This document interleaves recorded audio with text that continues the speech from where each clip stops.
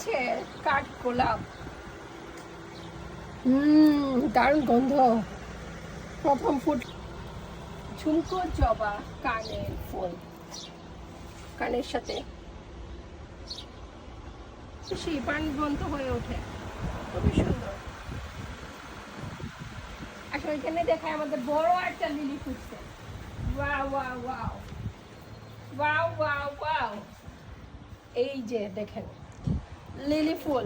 তুমি কি ফুলের কালার অনুযায়ী তুমি ড্রেস পরছো নাকি? হ্যাঁ, ফুলের কালারের সাথে ম্যাচ দেখে।